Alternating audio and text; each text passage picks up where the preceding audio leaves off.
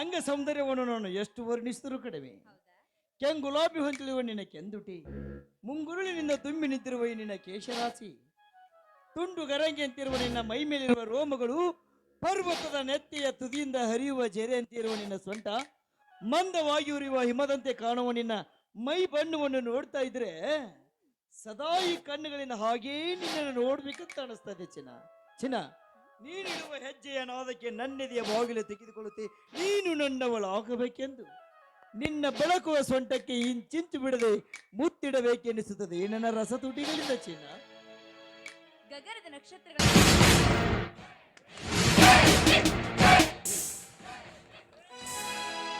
ನಿಮ್ಮೆಲ್ಲರ ಅಭಿಮಾನಕ್ಕೆ, ನನಗೆ ಜನ್ಮ ನೀಡಿದ ಈ ಪುಣ್ಯ ಭೂಮಿಗೆ ನಾನು ಯಾವತ್ತಲೂ ಋಣಿಯಾಗಿರ್ತೀನಿ. ಇದುವರೆಗೂ ದೇಶದ ಗಡಿಯಲ್ಲಿ ನಿಂತು ಸೇವೆ ಮಾಡಿ ಬಂದಿದ್ದೀನಿ.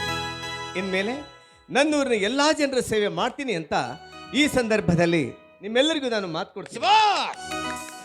ಸರ್, 35 ವರ್ಷ ಕಾಲ ದೇಶದಲ್ಲಿ ಸೇವೆ ಸಲ್ಲಿಸಿ ಮತ್ತೆ ನಮ್ಮ ಗ್ರಾಮಕ್ಕೆ ಆಗಮಿಸಿದ್ದಕ್ಕೆ ತಮಗೆ ಸ್ವಾಗತ ಸರ್. ಸರ್, ನಿಮ್ಮ ಶೌರ್ಯ ಪರಾಕ್ರಮಗಳನ್ನ ನಾ ಟಿವಿಯಲ್ಲಿ ಪೇಪರಲ್ಲಿ ಓದಿ ಬಹಳ ಸಂತೋಷಪಟ್ಟಿದೆ ಸರ್. ನಮ್ಮ ಊರಿಂಥ ತಾಲೂಕಿನಲ್ಲಿದೆ, ಇಂಥ ಜಿಲ್ಲಾದಲ್ಲಿದೆ ಅಂತ ತೋರಿಸ್ಕೊಟ್ಟ ಪುಣ್ಯಾತ್ಮರು ಸರ್ ನೀವು. ನಿಮ್ಮ ಸರ್ಕಾರದಿಂದ ಹಣ ಬಂದಾಗ ಆ ಹಣ ನನ್ನ ಸ್ವಂತಕ್ಕೆ ಬೇಡ, ನಮ್ಮೂರು ಕುಗ್ರಾಮ ಒಂದು ಆದರ್ಶ ಗ್ರಾಮವಾಗಲಿ ಅಂತ ತಿಳ್ಕೊಂಡು ಆ ಹಣ ಎಲ್ಲ ನಮ್ಮ ಹಳ್ಳಿಗೆ ಕಳಿಸ್ಬಿಟ್ರಿ ಸರ್. ಆ ಹಣದಿಂದ ನಮ್ಮೂರಲ್ಲಿ ಒಂದು ಸ್ಕೂಲ್ ಇದ್ದಿಲ್ಲ ಸರ್, ಬಡ ಮಕ್ಕಳಿಗೆ ವಿದ್ಯಾಭ್ಯಾಸ ದಾನ ಮಾಡಿದೆ. ಅದು ಅಲ್ಲದೆ ಎಷ್ಟೋ ಜನ ಮನೆಗೆ ಶೌಚಾಲಯ ಇದ್ದಿಲ್ಲ ಸರ್, ಅದರಿಂದಲೇ ಎಲ್ಲ ಹಣ ಕಟ್ಟಿಸ್ಬಿಟ್ರು. ಅದು ಅಲ್ಲದೆ ನಮ್ಮ ಊರಿಗೆ ರೋಡು ಇದ್ದಿಲ್ಲ ಸರ್, ನಿಮ್ಮ ಹಣ ಕೊಟ್ಟಿದ್ದಲೇ ಅದು ರೋಡ್ ಆಯ್ತು ಸರ್. ನಿಮ್ಮ ಉಪಕಾರನ ಕೆಟ್ಟು ಸ್ಮರಿಸಿದ್ರು ಕಡಿಮೆ ಸರ್, ಕಡಿಮೆ.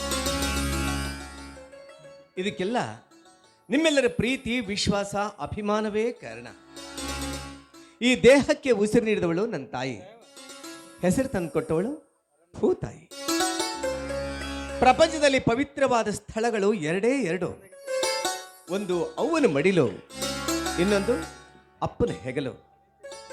ಬೆನ್ಮೇಲೆ ಕೂಡಿಸ್ಕೊಂಡು ಅಪ್ಪ ಪ್ರಪಂಚನ ಅರ್ಥ ಮಾಡಿಸಿದ. ಹೆಗಲ ಮೇಲೆ ಕೈ ಹಾಕಿದ ಸ್ನೇಹಿತರು ಆತ್ಮವಿಶ್ವಾಸ ತುಂಬಿದರು. ಶಿಕ್ಷಕರು ಅಕ್ಷರ ಜ್ಞಾನ ಕೊಟ್ಟರು. ನನ್ನೂರಿನ ಎಲ್ಲ ಹಿರಿಯರು ಅನುಭವದ ಪಾಠ ಹೇಳಿಕೊಟ್ರು.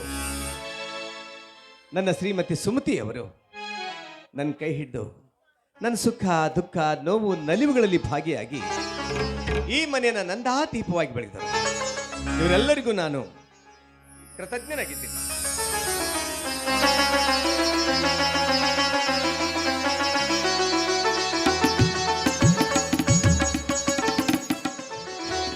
ಕಾಶ್ಮೀರದ ಗಡಿಯಲ್ಲಿ ನಿಂತು ಪಾಕಿಸ್ತಾನಿಗಳನ್ನ ಬಗ್ಗ ಬಡಿದು ಸಾವಿರಾರು ಜನ ಟೆರರಿಸ್ಟ್ಗಳ ಸುಟ್ಟಾಕಿ ಈ ನನ್ನ ಹುಟ್ಟೂರು ಸತ್ತಿ ಗ್ರಾಮಕ್ಕೆ ಮತ್ತೆ ಜೀವಂತವಾಗಿ ಕಾಲಿಟ್ಟಿದ್ದೀನಿ ಅಂದ್ರೆ ಅದಕ್ಕೆ ಕಾರಣ ನನ್ನ ತಾಯಿಯ ಋಣ, ಇಲ್ಲಿಯ ಮಣ್ಣಿನ ಗುಣ. ಏನ್ ಮಾತಾಡ್ತಾ ಹಾಗೆ ನಿಲ್ತಿರೋ ಇಲ್ಲ ಜಳಕ ಗಿಳಕ ಮಾಡ್ತಿರೋ? ಮಾತಾಡ್ಬಿಡ್ರಿ, ಮಾತು ಚಂದ ಅದಾವು. ಅಲ್ಲಪ್ಪ, ಒಂದ್ ಹಂಡೆ ಬಿಸಿ ಬಿಸಿ ನೀರ್ ಕಾಯ್ತಿದೀನಿ. ನಮ್ಗೆ ಕಾಸಕ್ ಹೋಯ್ತಾರೆ, ನಾವು ಬ್ಯಾಡ್ರಿ, ನಾವು ಮಾಡೇ ಬಂದೀವಿ ಹೊರಗೆ. ಅಯ್ಯೋ ನಿನಗಲ್ಲ ಮಾರಯ್ಯ, ನಮ್ಮ ಯಜಮಾನ್ರು ಸುಸ್ತಾಗಿ ಬಂದಿರ್ತಾರೆ ಜರ್ನಿ ಅಂದ್ರೆ ಯಜಮಾನ್ರಿಗೆ ಅಷ್ಟ ನಮ್ಗೆ ಅಲ್ಲ ಅನ್ರಿ. ಆಯ್ತು ಬಾ. ಹಾಗೆ ನನ್ನ ತಮ್ಮನಿಗೆ ಇಷ್ಟ ಅಂತ ಒಂದ್ ಬುಟ್ಟಿ ಪುಳಿ ಒಗರಿ ಮಾಡಿಟ್ಟಿದೀನಿ. ನಮ್ಮ ಮನ್ಯಾಗ ನೀರು ಜಾಕ ಮಾಡಿದಕ್ಕೆ ಕೂಲ್ ಹೋಗಲ್ಲ ನಾನು. ನೀನು ಮೊಸರನ್ನ ಮಾಡಿದೀನಿ.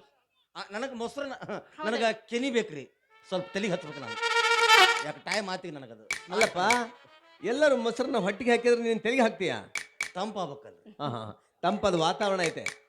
ಅಲೋ, ಏಯ್ ಬರೀ ಹುಡುಗಾಟಿಗೆ ಮಾತಾಡ್ತಾ ನಿಲ್ತಿರೋ? ನಿಮ್ಗಾಗಿ ಕಾಶ್ಮೀರದ ಸ್ಪೆಷಲ್ ಆ್ಯಪಲ್ ತಗೊಂಡು ಬಂದಿದ್ದೀನಿ. ನೋಡಲೇ ನಿನಗೆ ಮಾತು ಬರ್ಲಿಕ್ಕೆ ತಲೆ ನೋಡ್ಕೊಂಡು ನಿಂದಿರ್ತಿ. ಹುಚ್ಚಾಳೆ ಮಾತಾಡಲಿ ಸರಿ ಅಂದ್ರೆ ಕೊಡ್ತಾನೆ. ನೀವು ಬರ್ಬೇಕಾದ್ರೆ ನಾನು ಆ್ಯಪಲ್ ಸಟ್ ತಂದಿದ್ದೀನಿ ಅಂತ.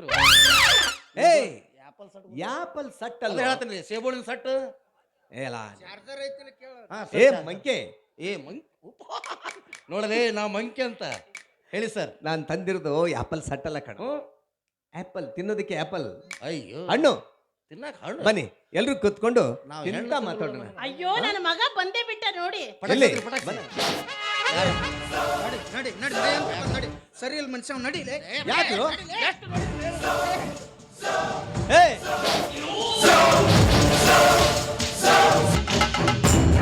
ಅಲ್ಲ ಕಣ, ಇವತ್ತು ನಿಮ್ಮಪ್ಪ ಊರಿಂದ ಬರ್ತಾರೆ ಅಂತ ಗೊತ್ತು ತಾನೆ. ರೈಲ್ವೆ ಸ್ಟೇಷನ್ಗೆ ಹೋಗಿ ನಿಮ್ಮ ಅಪ್ಪನ ಕರ್ಕೊಂಡು ಬರೋದು ಬಿಟ್ಟು ಎಲ್ಲಿ ಹೋಗಿದ್ದಪ್ಪ ಊರ್ ಸುತ್ತೋದಿಕ್ಕೆ? ಮಹೇಂದ್ರ ನನ್ನನ್ನು ಸ್ವಾಗತಿಸೋದಕ್ಕೆ ಅಂತ ಊರಿನ ಎಲ್ಲ ಜನ ರೈಲ್ವೆ ಸ್ಟೇಷನ್ವರೆಗೂ ಬಂದಿದ್ರು. ಆ ಸಾವಿರಾರು ಜನರ ಮಧ್ಯೆ ಈ ನನ್ನೆರಡು ಕಂಗಳು ನಿನ್ನನ್ನೇ ಹುಡುಕ್ತಾ ಇದ್ದೆ. ಹೋಗ್ಲಿ ಬಿಡು, ಈಗಲಾದ್ರೂ ಬಂದಿಯಲ್ಲ. ಹೇಗಿದೆಯೋ ಕಂದ? ಕಾಣ್ತಾ ಇದ್ದೀನಿ. ನಿನ್ಗೇನಪ್ಪ ಆಗಿದೆ? ಒಳ್ಳೆ ಮನ್ಮಥನ್ ತರ ಇದೆಯಾ? ಯಾರೋ ಈ ಹುಡುಗಿ? ಇವಳು ನನ್ನ ಹೆಂಡತಿ ಶರ್ಮಿಳಾ ಅಂತ. ನಿನ್ನ ಹೆಂಡತಿ ಆ, ಶರ್ಮಿಳಾ? ಹಾ ನನ್ನ ಹೆಂಡತಿ ಶರ್ಮಿಳಾ. ಏನ್ ಹೇಳ್ತಾ ಇದೀಯೋ? ನೀನ್ ಹೇಳ್ತಾ ಇರೋ ಮಾತು ಕರೆನ ಐತಿವಾ? ಕರೆನ ಐತಿ. ಇವಳು ನೋಡು ಪ್ರೀತಿ ಮಾಡಿದ ಹುಡುಗಿ ಅದಲ್ಲ, ಅದಕ್ಕೆ ಇವತ್ತು ರಿಜಿಸ್ಟರ್ ಆಫೀಸ್ಗೆ ಹೋಗಿ ಮ್ಯಾರೇಜ್ ಮಾಡಿಕೊಂಡು ನೇರವಾಗಿ ಮನೆಗೆ ಬಂದಿದ್ದೀನಿ. ಇನ್ನು ಮುಂದಕ್ಕೆ ಮನೆಯಾಗ ಇರ್ತಾಳ.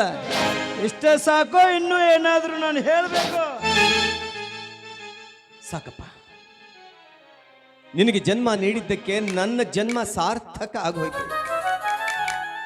3 ದಶಕಗಳ ಕಾಲ ಮಿಲಿಟರಿಯಲ್ಲಿ ಸೇವೆ ಮಾಡಿ ಮನೆಗೆ ಬಂದ ಅಪ್ಪನಿಗೆ ಮರೆಯಲಾರದಂತಹ ಕಾಣಿಕೆಯನ್ನೇ ಕೊಟ್ಬಿಟ್ಟೆಯಪ್ಪ. ಮರೆಯಲಾರದಂತಹ ಕಾಣಿಕೆಯನ್ನೇ ಕೊಟ್ಬಿಟ್ಟೆ. ಅಲ್ಲಪ್ಪ, ನೀನು ಮದುವೆ ಮಾಡ್ಕೋತೀನಿ ಅಂತ ನನಗೆ ಒಂದು ಮಾತು ಹೇಳಿದ್ರ, ಒಳ್ಳೆ ಮನೆತನದ ಹೆಣ್ಣು ಹುಡುಕಿ ನಾವೇ ಮುಂದೆ ನಿಂತು ನಿನ್ನ ಮದುವೆ ಮಾಡ್ತಿದ್ವಲ್ಲೋ. ಯಾಕೋ ಈ ತರ ಕೆಲಸ ಮಾಡಿದೆ? ಅಂದ್ರೆ ನಾನು ಲಜ್ಗೆಟ್ಟಳು, ಬಿಕಾರಿ, ಹೊಲಸು ಮನೆತನದ ಬಂದಿದ್ದೀನಿ ಅಂತ ತಿಳಿದಿರೇನ್ರಿ? ನೋಡ್ರಿ, ಮಾತಾಡ್ಬೇಕಾರ ನಾಲ್ಗೆ ಹಿಡಿತದಲ್ಲಿ ಇಟ್ಕೊಂಡು ಮಾತಾಡ್ರೆ. ನೋಡ್ವಾ ತಂಗಿ, ಮದುವೆ ಅಂದ್ರ ಗುರು ಹಿರಿಯರು, ಅಣ್ಣ ತಮ್ಮ, ಅಕ್ಕ ತಂಗಿ, ಬಂಧು ಬಳಗ, ಜಾತಿ ಕುಲ ಗೋತ್ರ ಎಲ್ಲ ನೋಡಿ ಮಾಡೋದಕ್ಕ ಮದುವೆ ಅಂತಾರ. ಅಷ್ಟಲ್ದೆ ಹಿರಿಯರು ಒಂದು ಮಾತು ಹೇಳ್ಯಾರೇನ್ರಿ, ನಾಯಿ ನೋಡಿ ಕುನ್ನಿ ತರ್ಬೇಕಂತ, ತಾಯಿ ನೋಡಿ ಹೆಣ್ಣು ತರ್ಬೇಕಂತ. ಏನ್ರಿ ಇದು? ನಾನು ಕೀಳು ಜಾತಿಯವಳು, ಯಾರಿಲ್ಲ ಅನಾಥೆ, ಮರ್ಯಾದೆಗೆಟ್ಟರ ಮಗಳು ಅಂತ ಈ ನಿಮ್ಮಮ್ಮ ನನಗೆ ಬಾಯಿ ಬಂದಂತೆ ಮಾತಾಡ್ತಾ ಇದ್ರು. ಆದ್ರೆ ಕೇಳಿಸ್ಕೊಂಡು ನೀವು ಕಲ್ಲಿನಾಗಿ ಸುಮ್ಮನೆ ನಿಂತ್ಕೊಂಡಿದ್ರಲ್ರಿ. ನಿನಗೆ ಯಾಕೆ ಅನ್ನಕ್ ಹೋಗ್ಲಿವಾ? ನಿನಗೆ ಯಾಕೆ ಅನ್ನಕ್ ಹೋಗ್ಲಿ? ಇವನ ಹೊಡೆದ ತಪ್ಪಿಗೆ ನನ್ನ ಹೊಟ್ಟೆ ಉರಿಯಾಕತ್ತೈತಿ. ನನ್ನ ಮಗಗೆ ಹೇಳಕತ್ತಿನವ, ನನ್ನ ಮಗಗೆ ಹೇಳಕತ್ತಿ. ನೀನೇನೇ ಮಾತಾಡಿದ್ರು ನನ್ನ ಜೊತೆ ಮಾತಾಡ್ಬೇಕು. ಅದಕ್ಕೆ ಉತ್ತರ ನಾನು ಕೊಡ್ತೀನಿ. ನನ್ನ ಹೆಂಡತಿಗೆ ನನ್ ಕುಡ್ದು. ಸುಮತಿ, ಒಂದೇ ಒಂದು ಕತ್ತೆ ಇರೋ ಅಗಸ ಅದನ್ನ ಕುದುರೆ ತರ ಬೆಳೆಸಿದ್ನಂತೆ. ನಮ್ಗಿರೋನು ಒಬ್ಬನೇ ಮಗ, ನಾವು ಹಾಗೆ ಬೆಳೆಸ್ಬಿಟ್ವಿ ಅಲ್ವಾ? ಏನಪ್ಪ ನಿನ್ನ ಮಾತಿನ ಅರ್ಥ ಇದು? ಈಗ ಕತ್ತೆಯಾಗಿನಂತೀನ? ನೋಡು, ರಿಟೈರ್ಮೆಂಟ್ ಆಗಿ ಮನೆಗೆ ಬಂದಿದೀಯಾ. ಇಲ್ಲಿ ನಿನಗೆ ಶಲಟ್ ಹೊಡೆದು ನಿನ್ನ ಕೈ ಕೆಲಸ ಮಾಡುವ ಸಿಪಾಯಿಗಳಿಲ್ಲ, ಯಾವ ಸೈನಿಕರಿಲ್ಲ, ಇದೇನು ಯುದ್ಧ ಭೂಮಿನೂ ಅಲ್ಲ. ಏನೇ ಇದ್ರು ನಾನು ಹೇಳ್ದಂಗೆ ಕೇಳ್ಕೊಂಡು ಮನೇಲಿ ಬಿದ್ರೆ ಸರಿ. ಎಲ್ಲಾದ್ರೂ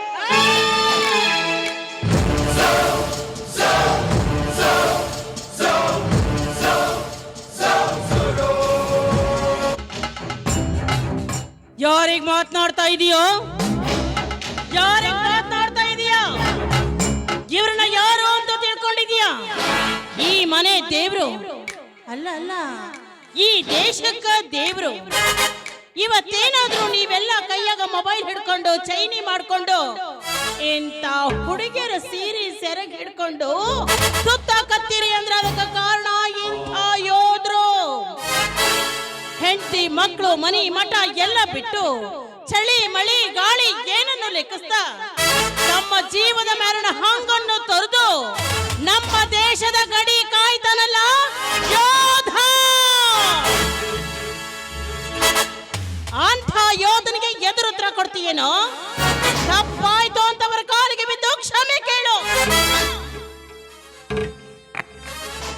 ಅಂದ್ರ ಇಷ್ಟಕ್ಕೆಲ್ಲ ಕಾಳ ನಾನ ಅಂತೀರನ? ನಾನಿವ್ರು ಮೊದಲ ಪಡ್ಕೊಂಡೆ ನನ್ನ ಬೆನ್ ಹತ್ತಿ ಬರ್ಬೇಡ್ರಿ, ಪ್ರೀತಿ ಪ್ರೇಮ ಅಂತ ಅನ್ಬಿಸ್ಬೇಡ್ರಿ ಅಂತ. ಇವ್ರಲ್ಲಿ ಕೇಳ್ತ ನನ್ನ ಮಾತನ್ನ. ಗಂಡಸ್ರೆ ಹೀಗೆ ತಂದೆ ತಾಯಿ ಗುಲಾಮರಾಗಿ ಬದುಕೋ ಇವ್ರು ಅವ್ರ ತೋರಿಸಿದ ಕನ್ನಡ ಮದುವೆಗೆ ಯಾವ್ದ್ರ ಮೂಲೆಯಲ್ಲಿ ಬಿದ್ದಿರ್ಬೇಕು. ಅದನ್ನೆಲ್ಲ ಬಿಟ್ಟು ನಮ್ಮಂತರಿಗೆ ಪ್ರೀತಿ ಪ್ರೇಮ ಅಂತ ನಂಬಿಸಿ ನಮ್ಮಂತ ಹುಡುಗಿಯರ ಜೀವನ ಯಾಕ್ರಿ ಹಾಳು ಮಾಡ್ತೀರಾ? ಸುಮತಿ, ಮಕ್ಕಳು ಹೇಗೆ ಬೆಳೆಸ್ಬೇಕು ಅನ್ನೋದು ಒಂದು ತಾಯಿಗೆ ಗೊತ್ತಿರಬೇಕು. ಒಬ್ಬನೇ ಮಗ ಅಂತ ಅವನಿಗೆ ಯಾವುದೇ ಕಷ್ಟ ಕೊಡದೆ ಅವನ ಇಷ್ಟದಂತೆ ಬೆಳೆಸಿದ ಪ್ರತಿಫಲ ಇದು. ಮಕ್ಕಳಿಗೆ ಸಾಲಿ ಕಲಿಸಬೇಕು ನಿಜ, ಆದ್ರೆ ಅದ್ರ ಜೊತೆಗೆ ಸಂಸ್ಕಾರ ಕಲಿಸಬೇಕು, ದುಡ್ಡಿನ ಬೆಲೆ ತಿಳಿಸ್ಕೊಡ್ಬೇಕು. ಅದಾಗದೆ ಹೋದ್ರೆ ಹೆತ್ತವರು ಜೀವನ ಪೂರ್ತಿ ಇಂತಹ ಸಂಕಷ್ಟದ ಸರಮಾಲೆಯಲ್ಲಿ ಎದುರಿಸಬೇಕಾಗುತ್ತೆ ಅನ್ನೋದಕ್ಕೆ ನಾವೇ ಜೀವಂತ ಉದಾಹರಣೆ. ನಾವೇ ಜೀವಂತ ಉದಾಹರಣೆ. ರೀ, ನಿಮ್ಮ ಕಣ್ಣಲ್ಲಿ ನೀರು ರೀ, ನಿಮ್ಮ ಕಣ್ಣಲ್ಲಿ ನೀರು ಬಂದ್ರೆ ನನ್ನ ಹೃದಯನೇ ಒಡೆದು ಹೋಗುತ್ತೆ ಒಡೆದು ಹೋಗುತ್ತೆ. ನಿಮ್ಮ ಕಣ್ಣಲ್ಲಿ ಏನಿದ್ರು ನಮ್ಮ ದೇಶದ ಮೇಲೆ ದಂಡೆತ್ತಿ ಬರೋ ಶತ್ರುಗಳನ್ನ ಸೆದೆಬೇಡ, ಅಗ್ನಿ ಜ್ವಾಲಾಮುಖಿನ ನೋಡ್ಬೇಕೇ ವಿನಃ ಕರಗಿ ಮಣ್ಣಲ್ಲಿ ಮಣ್ಣಾಗಿ ಹೋಗೋ ಕಣ್ಣೀರಲ್ಲ ರೀ.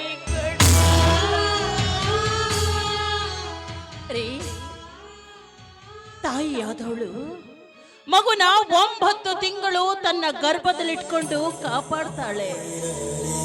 ತದನಂತರ ಹೊರಗಡೆ ಪ್ರಪಂಚಕ್ಕೆ ಬಂದು ರೆಕ್ಕೆ ಪುಕ್ಕ ಬರುತ್ತ ಮ್ಯಾಗ ಇಂಥ ಒಬ್ಬಕ್ಕೆ ಸುಂದ್ರಿ ಪಕ್ಕಕ್ಕೆ ಬಂದ ಕೂಡ್ಲೆ ಹೆತ್ತವರನ್ನೇ ಮರೆತು ಬಿಡ್ತಾರ್ರಿ, ಮರೆತು ಬಿಡ್ತಾರ. ನಾನಿವ್ ಮೊದಲ ಪಡ್ಕೊಂಡೆ ನನ್ನ ಪ್ರೀತಿ ಪ್ರೇಮ ಅಂತ ನಂಬಿಸ್ಬೇಡ್ರಿ, ನನ್ನ ಮದುವೆ ಮಾಡ್ಕೊಂಡು ಮನೆ ಕರ್ಕೊಂಡ್ ಬರ್ಬೇಡ್ರಿ ಅಂತ. ನೀವು ನನ್ನ ಮಾತೇ ಕೇಳಿಲ್ಲ. ಇಷ್ಟಕ್ಕೆಲ್ಲ ಕಾರಣ ನಾನೇ ಅಂತಿದ್ದಾರೆ ನಿಮ್ಮ ಅಮ್ಮ. ಏನ್ ಮಾತಾಡ್ತಾ ಇದೆಯಾ ನನ್ನ ಹೆಂಡತಿಗೆ ನೀನು? ನೀನು ತಾಯಿ ಅಲ್ಲ.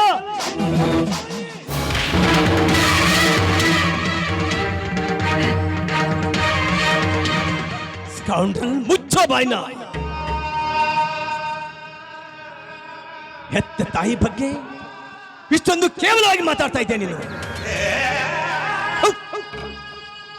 ನಿನ್ನ ನವಮಾಸಗಳು ಹೊತ್ಕೊಂಡು ತನ್ನ ದೇಹದ ಉಸಿರನ್ನೇ ನನಗೆ ತ್ಯಾಗ ಮಾಡಿಕೊಟ್ಟ ಈ ತ್ಯಾಗ ಜೀವಿಗೆ ಬಾಯಿ ಬಂದಾಗೆ ಬುಗುಳ್ತಾ ಇದ್ದೀಯಾ? ಹೆತ್ತ ತಾಯಿಯ ಋಣ ತೀರಿಸಬೇಕಾದ್ರೆ 7 ಜನ್ಮದ ಪುಣ್ಯ ಮಾಡಿರ್ಬೇಕು ಅಂತ ಹಿರಿಯರು ಹೇಳ್ತಾರೆ. ನೀನು ಉಸಿರಾಡ್ತಾ ಇದೆಯಲ್ಲ, ಆ ಉಸಿರಿನ ಒಂದೊಂದು ಕಣ ಕಣನು ಈ ನಿನ್ನ ತಾಯಿ ನಿನಗೆ ನೀಡಿದ ಭಿಕ್ಷೆ ಕಣ, ಭಿಕ್ಷೆ. ಸುಮತಿ, ಸುಮತಿ, ಈ ಕೆಟ್ಟ ಹುಳ ಹುಟ್ಟಿದ ತಕ್ಷಣ ನಾವಿಬ್ಬರು ಗಟ್ಟಿ ಮನಸ್ಸು ಮಾಡಿ ಸುತ್ತ ಹಾಕಿಬಿಟ್ಟಿದ್ರೆ ಇವತ್ತು ನಮಗೆ ಇಂಥ ಕಷ್ಟದ ಪರಿಸ್ಥಿತಿ ಬರ್ತಾ ಇರಲಿಲ್ಲ ಕಡೆ, ಬರ್ತಾ ಇರಲಿಲ್ಲ. ಅದಕ್ಕೆ ಬಲ್ಲವರು ಒಂದು ಮಾತು ಹೇಳಿದ್ದಾರೆ, ಮುತ್ತು ಕೊಡುವವಳು ಬಂದಾಗ ತುತ್ತು ಕೊಟ್ಟವಳ ಮರೆತು ಬಿಡೋದು ಈ ಲೋಕದ ರೂಢಿ ಐತೆ. ಸುಮತಿ, ನಾನು ಗಡಿ ಕಾಯ್ತಾ ಇರಬೇಕಾದ್ರೆ ಎಗ್ಗಿಲ್ದ ನುಗ್ಗಿ ಬರುವ ಕೇಡಿಗಳನ್ನ ಬಗ್ಗು ಬಿಡ್ತಾ ಇದ್ದೆ. ಕ್ಷಣಾರ್ಧದಲ್ಲಿ ಕೈಲಿರೋ ಕೋವಿನ ಸುಟ್ಟು ಬಿಸಾಡ್ತಾ ಇದ್ದೆ. ಆದ್ರೆ ಈ ನನ್ನ ಸಂಸಾರವೆಂಬ ಗೂಡಿನಲ್ಲಿ ಈ ಮಗ ಅನ್ನೋ ಗೆದ್ದಲು ಹುಳು ತುಂಬಿಕೊಂಡು ಬಿಟ್ಟಿದೆಯಲ್ಲ, ಇದಕ್ಕೇನ್ ಮಾಡ್ಲಿ? ನಾವ್ ಮದ್ವೆ ಬಂದಿರೋದು ಇವ್ರಿಗೆ ಇಷ್ಟ ಇಲ್ಲ ಅಂತ ಕಾಣಿಸುತ್ತೆ. ನನ್ನ ತವ್ರ ಮನೆ ಕಳಿಸ್ಬಿಡಿ. ನೀವೇ ಕಳಿಸ್ತೀರೋ ಅಥವಾ ನಾನೇ ಹೋಗ್ಲೋ? ನೀನ್ ಹೋದ ನಂತರ ಈ ಹಾಳಾದ ಮನೆಯಲ್ಲಿ ನಾಡು ಹಾಕಿರ್ಬೇಕು. ಪ್ರಪಂಚ ಬಹಳ ವಿಶಾಲ ಐತಿ. ಬಾರೆ ಬಾ. ಮಹೇಂದ್ರ, ನಿಂತ್ಕೊಳ್ಳಪ್ಪ.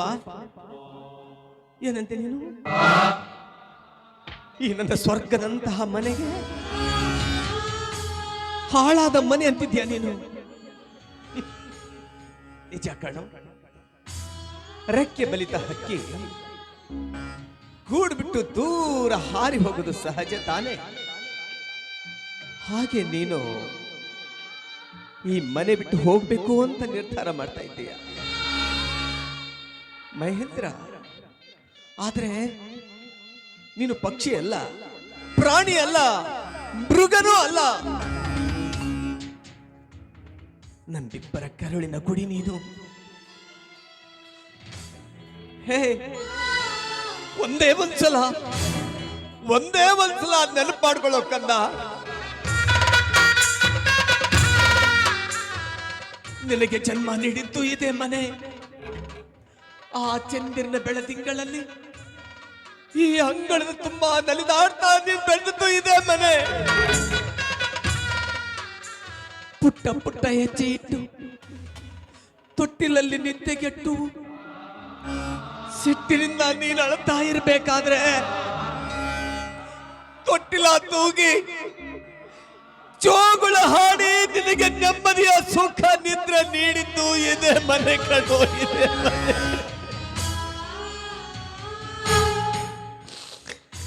ನಿನ್ಗೆ ಕೈ ಮುಗಿತೀನಿ ಕಂದ.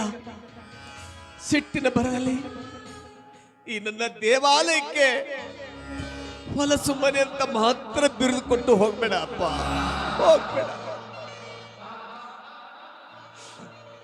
ನೋಡಮ್ಮ ತಾಯಿ, ನೀನು ಯಾರು ಎತ್ತ ಅಂತ ನಮ್ಗೆ ಒಂದು ಗೊತ್ತಿಲ್ಲ.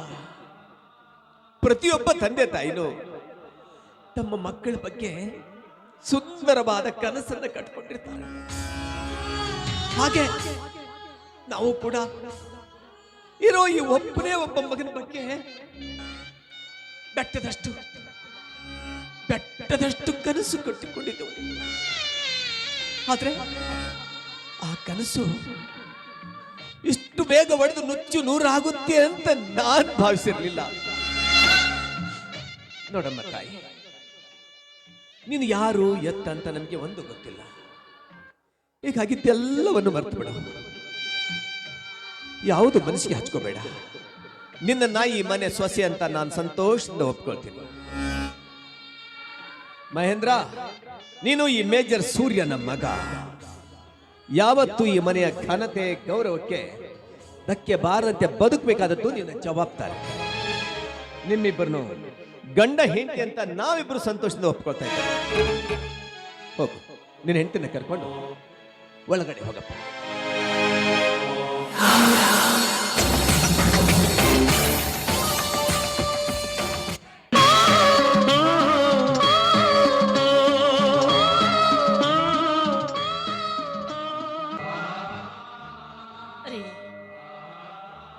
ನಿಮ್ಮ ಆಸೆಯಂತೆ ನಿಮ್ಮ ಮಗನ ಬೆಳೆಸೋದಕ್ಕೆ ನನ್ನ ಕೈಲಾಗ್ಲಿಲ್ಲ. ಹೋದ್ರೆ ಆಗ್ಲಿಲ್ಲ.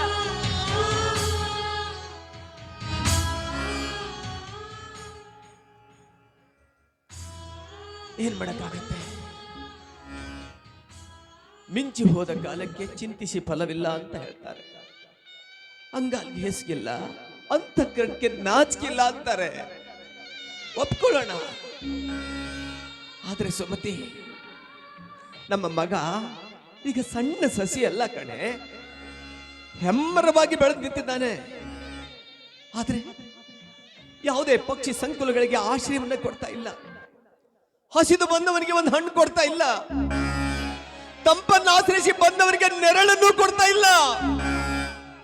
ಇದೊಂದು ಬೃಹದಾಕಾರವಾಗಿ ಬೆಳೆದು ನಿಂತ ಬರಡು ಮರ ಆಗೋಯ್ತು ಕಣೆ, ಬರಡು ಮರ. ಏನ್ ಮಾಡಕ್ಕಾಗತ್ತೆ? ಒಟ್ಟಿನಲ್ಲಿ ನಾವಿಬ್ರು ಅನ್ಕೊಂಡ ಹಾಗೆ ನಮ್ಮ ಮಗ ಬೆಳಿಲಿಲ್ಲ ಕಣೆ, ಮಗ ಬೆಳಿಲಿಲ್ಲ. ಎಲ್ಲಾ ವಿಧಿ ಬರಹ. ಆ ಭಗವಂತ ತೋರೋ ದಾರಿಲಿ ಪ್ರವಾಸ ಮಾಡೋ ಯಾತ್ರಿಕರಷ್ಟೇ ನಾವು. ಬಾ, ಪ್ರಯಾಣ ಮಾಡೋಣ. ಎಲ್ಲಿಗೆ ಹೋಗಿ ಮುಟ್ಟಿಸ್ತಾನೋ ಮುಟ್ಟಿಸ್ಲಿ.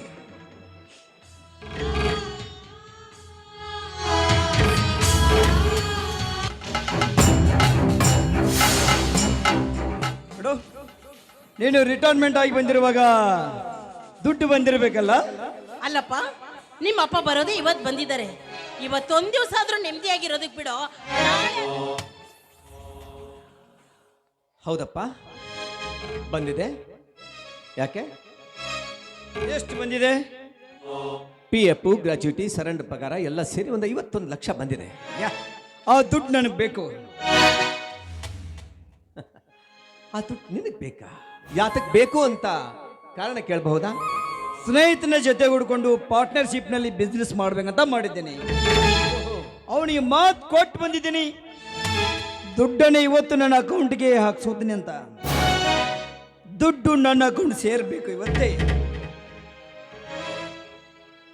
ಮಹೇಂದ್ರ, ನಾನು ಗಡಿಯಲ್ಲಿ ಸೇವೆ ಮಾಡ್ತಾ ಇರ್ಬೇಕಾದ್ರೆ ಮನದ ಬಯಕೆಗಳನ್ನೆಲ್ಲ ಬದಿಗೊತ್ತಿ ಯಾವುದೇ ರೀತಿಯ ಅಡ್ಡ ಖರ್ಚು ಮಾಡದೆ ನಿನಗಾಗಿ ಉಳಿಸಿ ಗಳಿಸಿದ ಹಣ ಕಣು ಅದು.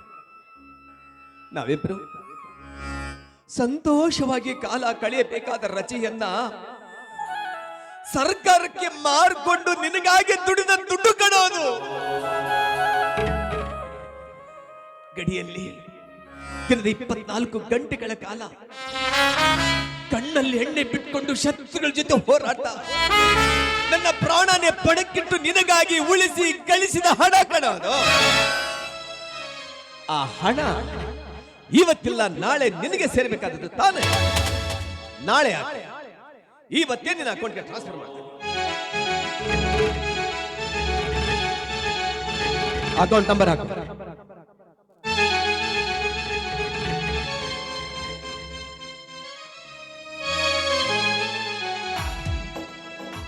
ಮಹೇಂದ್ರ, ದುಡ್ಡು ಕೈಗೆ ಬಂದಿದೆ ಅಂತ ಅಡ್ಡದಾರಿ ಹಿಡಿಕೊಡುದು.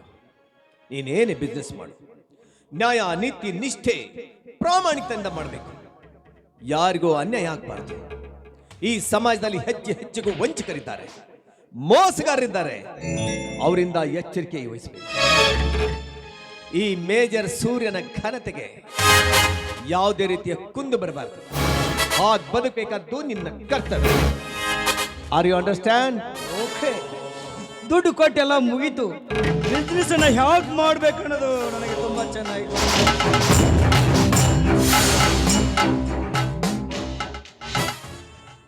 ಅಲ್ಲ ರೀ, ಇರೋ ಹಣನೆಲ್ಲ ಅವನಿಗೆ ಕೊಟ್ಬಿಟ್ರಿ, ಮುಂದೆ ನಮ್ಮ ಜೀವನದ ಗತಿ ಏನ್ರಿ? ಅದಕ್ಕೆ ಯಾಕೆ ಯೋಚನೆ ಮಾಡ್ತೀಯಾ? ಬದುಕೋದಕ್ಕೆ ಅಂತ ನಮಗೆ ಸರ್ಕಾರ ತಿಂಗಳ ಹಣ ಕೊಡುತ್ತೆ. ಅದಕ್ಕೂ ಮಿಗಿಲಾಗಿ ಬದುಕಿ ತೋರಿಸೋದಕ್ಕೆ ಆ ಭಗವಂತ ಇನ್ನು ನನ್ನ ತೋಳಿನಲ್ಲಿ ಶಕ್ತಿ ತುಂಬಿದ್ದಾನೆ. ಬಾ, ಬದುಕಿ ತೋರಿಸೋಣ.